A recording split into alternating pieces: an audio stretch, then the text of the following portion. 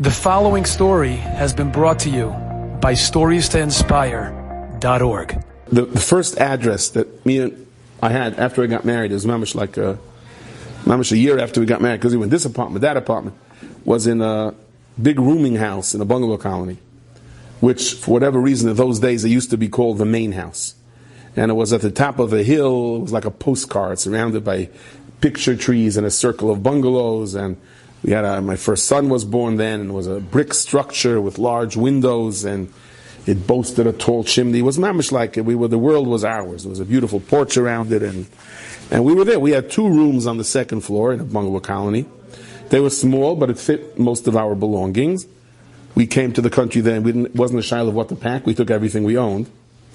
And we were also able to squeeze in a brand new crib, and it's a proud little music box they used to have with the animals dancing around it, the menchies.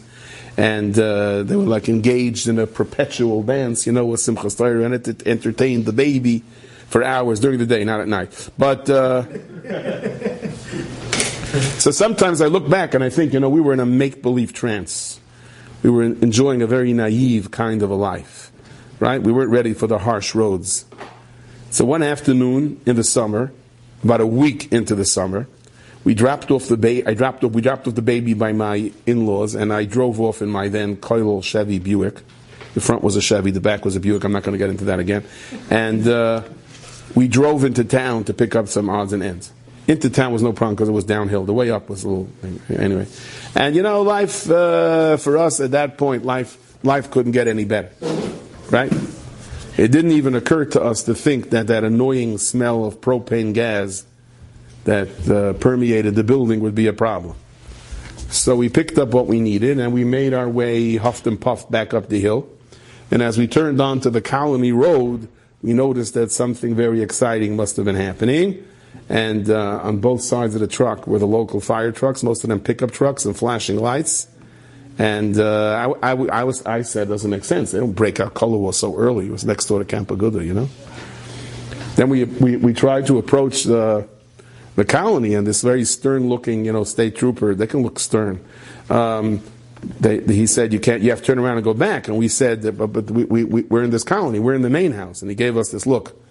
And, like a oivei nebuch, right? And that started to frighten us, and he waved us in. But we couldn't go too far because the fire trucks were coming and the flashing sirens, ambulances, and all of a sudden, our youthful naive that we controlled the world came to an end, and people were standing around shaking their heads in disbelief. And let me tell you what I saw.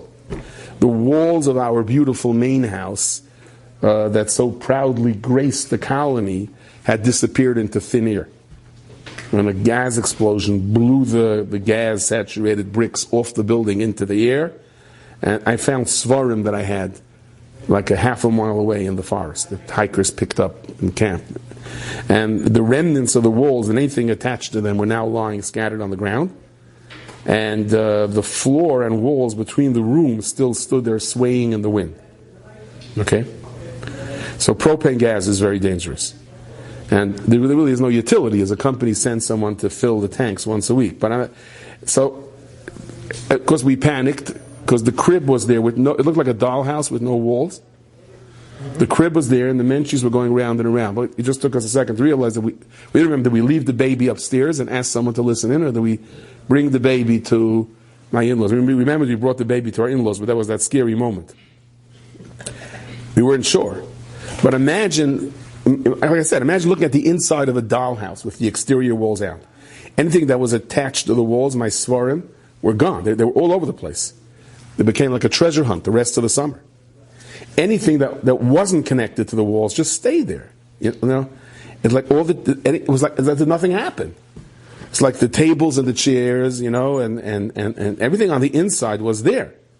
And my wife said, you see, I told you have to clean up before you leave the house, because you never know where the walls are going to blow off. You know what I mean? Right. We learned later that it was a surviving chimney that held up the interior of the house and totally collapsing. And it was really terrifying, the empty crib. Sometimes I think about it. And the music, and on top of that, the music still playing. The menchies like twirling around. And there was one Hamish woman on the front porch. She blew off, Baruch Hashem. It was a nest. She went flying off, and she was okay. There was the technician from the gas company was very badly hurt, although he survived at the end. And so here's part of the nace. That was the day. It was the day of the Levi of Shneir Kotler Zecher Tzadik Levracha. Most of the Yungalite were not home because they had gone into the Levi. For whatever reason, I couldn't go.